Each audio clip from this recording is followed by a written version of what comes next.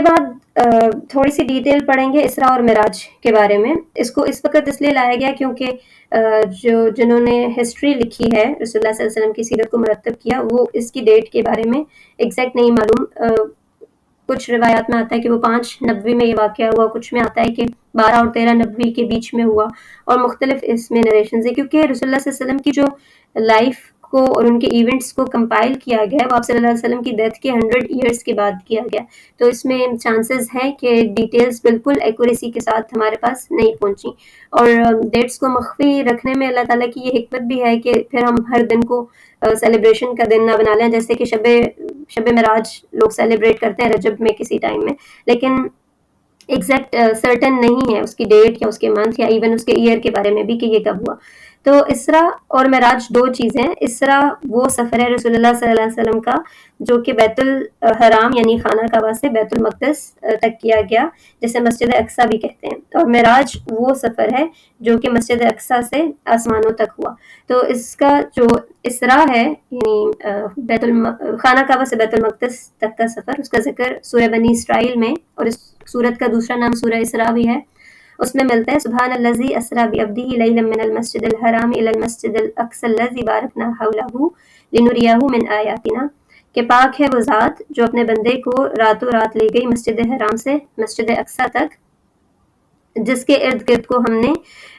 برکتوں سے بھرا ہوا، یعنی مسجد اقصیٰ کے علاقے کو اللہ تعالیٰ نے برکت والا علاقہ کہا ہے. لنریہ من آیاتنا، تاکہ اللہ تعالیٰ انہیں اپنی آیات میں سے اپنی نشانیوں میں سے دکھائیں. اور یہ انبیاء کے بارے میں اللہ تعالیٰ کی سنت ہے کہ ان کو مختلف مشاہدات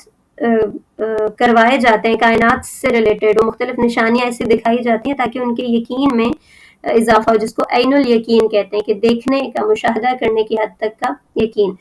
اس طرح کے مشاہدات حضرت ابراہیم علیہ السلام کو بھی کروائے گئے. قرآن پاک میں آتا ہے وَكَذَلِكَ نُرِي إِبْرَاهِيمَ مَلَكُوتَ السَّمَاوَاتِ وَالْأَرْضِ لِيَكُونَ مِنَ الْمُوقِنِينَ، اور اسی طرح ہم نے ابراہیم کو مشاہدات کروائے تھے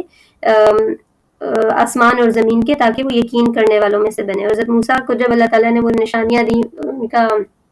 عصا اور ید بیضا، تو اس کے ساتھ پھر بولا لِنُرِيَكَ مِنْ آیَاتِنَا الْكُبْرَىٰ، کیا ہم آپ کو اپنی بڑی بڑی نشانیوں میں سے دکھائیں. تو واقعہ اسراء و معراج کی ایک تو بہت بڑی اس میں جو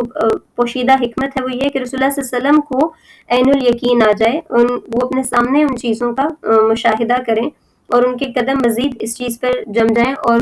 دنیا کی جو قوتیں انہیں سپریس کرنے کی کوشش کریں، اس کے مقابلے میں اللہ تعالیٰ کی قوتوں کا، اللہ تعالیٰ کی جو پورے ونڈرز ہیں اس کا مشاہدہ کریں، اور پھر ان کا یقین مزید یعنی دل مزید اس بات پر جم جائے کہ وہ جس مشن کے لیے نکلے ہیں وہ حق ہے، وہ اللہ تعالیٰ کی طرف سے. اس کے ساتھ جو دوسری ایک ریزن ہے اس کو ہم انشاءاللہ تھوڑا سا بعد میں ڈسکس کرتے ہیں. تو اسراء میں یہ ہوا کہ رسول اللہ صلی اللہ علیہ وسلم بتاتے ہیں کہ میں مسجد حرام کے پاس یعنی خانہ کعبہ کے پاس لیٹا ہوا تھا، اور میں سونے اور جاگنے کی کیفیت میں تھا کہ جبرائیل علیہ السلام میرے پاس آئے، اور پھر وہ آپ کو ٹریول کروا کر مسجد اقصیٰ تک لے کر کے، میں بہت زیادہ ڈیٹیلز نہیں بتاؤں گی کیونکہ ہم نے ان کو بچپن سے سنا اور پڑھا ہوا ہے، اور پھر کچھ ڈیٹیلز ایسی بھی ہیں جو کہ سند کے حساب سے بہت ایکوریسی کو نہیں پہنچتی ہیں. تو اس میں اسراء میں جب مسجد اقصیٰ میں جب رسول اللہ صلی اللہ علیہ وسلم پہنچے تو وہاں پر آپ صلی اللہ علیہ وسلم نے انبیاء کی قیادت کی اور ان کی امامت کی اور ان کو نماز پڑھائی، اور بنی اسرائیل کے بہت اہم انبیاء سے آپ صلی اللہ علیہ وسلم کی ملاقات کروائی گئی. اور جب آپ معراج کے سفر پر گئے یعنی آسمانوں کے سفر پر، تو اس میں بھی جو موسٹ امپورٹنٹلی آپ کی ملاقات کروائی گئی وہ بنی اسرائیل کے انبیاء تھے. اس میں ہمیں حضرت نوح یا حضرت شعیب یا حضرت صالح کا ذکر نہیں ملتا، رادر ہمیں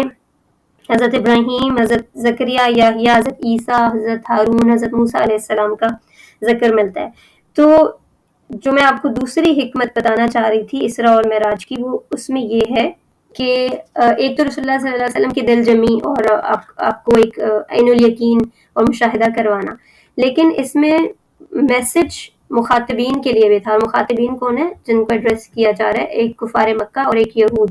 تو ان کو یہ بتانا مقصود ہے کہ اب ان کی معزولی کا وقت آ گیا. معزول مطلب اب انہیں اس اسٹیٹس سے ہٹایا جا رہا ہے جو ان کا تھا، یعنی ان کو اللہ تعالیٰ نے ایز اے رول ماڈل بنایا ہوا تھا، ایک ذمہ داری دی ہوئی تھی کہ وہ میسج کو، اللہ تعالیٰ کی توحید کے میسج کو دنیا میں پہنچائیں گے. تو اب وہ رسپانسبلٹی ان سے لے کر بنی اسماعیل کی طرف شفٹ کی جا رہی ہے. اس کو میں بریفلی 3 سٹیجز میں بتاتی ہوں. قرآن پاک سے ہمیں پتہ چلتا ہے کہ جب بالکل ابتدا میں انبیاء کی بعثت کا سلسلہ شروع ہوا رسولوں کا، تو چھوٹے چھوٹے قوموں کی طرف رسول بھیجے جاتے تھے، اور پھر اگر وہ قوم مان جاتی تھی تو اللہ تعالیٰ انہیں فلاح اور کامیابی دیتے تھے، اور اگر وہ قوم نہیں مانتی تھی تو انہیں صفحہ ہستی سے مٹا دیا جاتا تھا، جیسے ہم نے عاد اور سمود کے بارے میں پڑھا ہے، یا حضرت نوح علیہ السلام کی قوم کے بارے میں. بس یہ پہلا سٹیج تھا. پھر دوسرا سٹیج آیا حضرت ابراہیم علیہ السلام سے، جس میں پھر اللہ تعالیٰ نے انہیں لوگوں کا امام بنایا. انی جائلک للناس اماما، میں تمہیں لوگوں کے لیے امام اور لیڈر بنانے والا ہوں. اور پھر حضرت ابراہیم نے پوچھا ومن ذریتی، ہو میری اولاد کا کیا بنے گا؟ تو انہوں نے اللہ تعالیٰ نے کہا کہ ان میں سے جو ظالم ہوں ان کے ساتھ میرا کوئی وعدہ نہیں ہے، یعنی اگر وہ نیکی کی روش اختیار کریں گے تو ان کے لیے بھی یہی وعدہ ہے کہ وہ امامت پر قائم ہوگے لوگوں کے، لیکن اگر وہ ظلم کی روش اختیار کریں گے تو صرف ذریت ابراہیم ہونے کی وجہ سے انہیں کسی اسپیشل مرتبے پر فائز نہیں کیا جائے گا. تو پہلے سٹیج میں تو امتیں اور رسول آتے تھے، اگر وہ ڈینائل پر جاتی تھی تو ان امتوں کو تباہ کر دیا جاتا تھا. اگلے سٹیج پر حضرت ابراہیم علیہ السلام کی اولاد حضرت یعقوب علیہ السلام اور یعنی حضرت یعقوب کے جو والد تھے حضرت اسحاق، وہ ان سے آگے بنی اسرائیل بنی، اور حضرت ابراہیم کے جو دوسرے بیٹے تھے حضرت اسماعیل، ان سے بنی اسماعیل بنی. اور پھر اللہ تعالیٰ نے ان کو 2 مختلف جگہوں پر قائم کیا تاکہ توحید کے 2 سینٹرز بن سکیں. تو پھر ایک سینٹر مسجد اقصی بنی، جہاں پر ایک وہ پورا ریجن تھا اس سائڈ کا جس کو کور کیا بنی اسرائیل نے، اور وہاں توحید کو قائم کیا، توحید کا مرکز بنایا، اللہ تعالیٰ کے میسج کو آگے پہنچایا. اور جو دوسرا سینٹر بنا تھا وہ خانہ کعبہ بنا تھا، جس میں خانہ کعبہ کی تعمیر حضرت ابراہیم علیہ السلام نے اسماعیل کے ساتھ مل کر کی اور اس کو توحید کا مرکز بنایا.